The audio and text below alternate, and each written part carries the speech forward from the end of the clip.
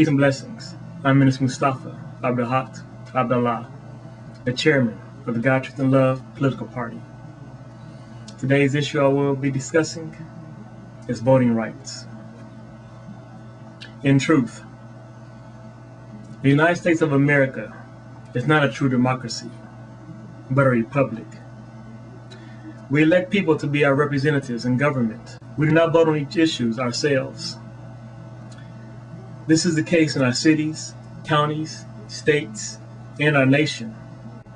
There was no vote by the citizenry on the introduction of SEBA law in California, nor was there a general population allowed a ballot on the decision to go to war. The reality is that even in our present Republican system, fewer than half of eligible voters in this country show up at the polls on a regular basis. If we have been allowed a vote on something as important as the decision to go to war, will voter turnouts have been sufficient for the outcome to have been truly said to be the will of the majority of Americans? Probably not. And the result is that our elected representatives pay little attention to the will of the people. Our society has made us so greedy, selfish, and apathetic that a true democracy, a system where everybody votes on every issue, is flawed on two fronts. The first is that there would be nothing to balance the tyranny of the majority. Being in the majority does not make you right, and being in the minority does not make you wrong. If all that was followed was the will of the majority, interracial marriages would still be illegal, and segregation would still be legal. Important issues of human rights and extending the same dignities to minorities that majorities enjoy cannot be addressed by the will of the majority.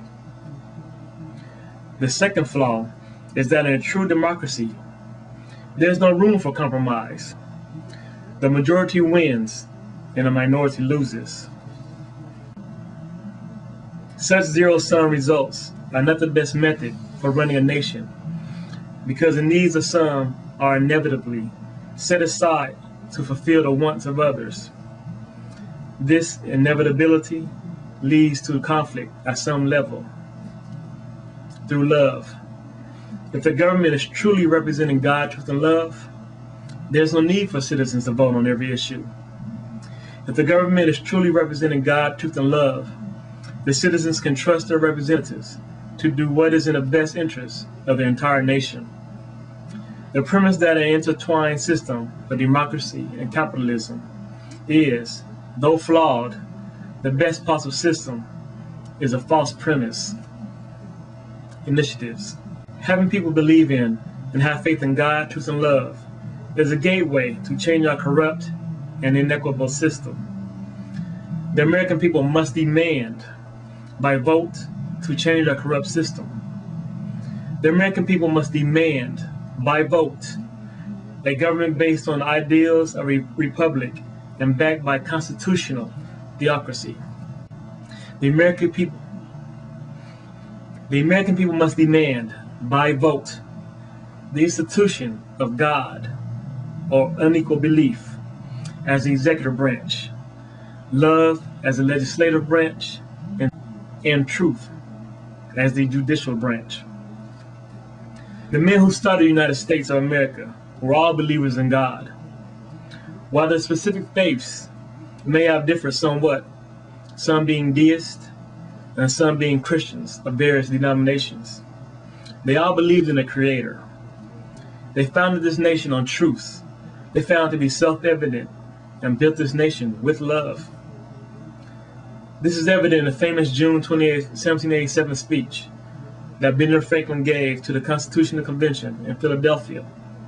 In that speech, Franklin said, "I have lived, sir, a long time, and the longer I live, the more convincing proofs I see of this truth, that God governs in the affairs of men. If a sparrow cannot fall to the ground unseen by him, is it probable an empire could arise without his aid? I firmly believe this, and I also believe that without his concurring aid, we shall succeed in its political building not better than the builders of Babel. Nor was Franklin the only founding father to hold such sentiment.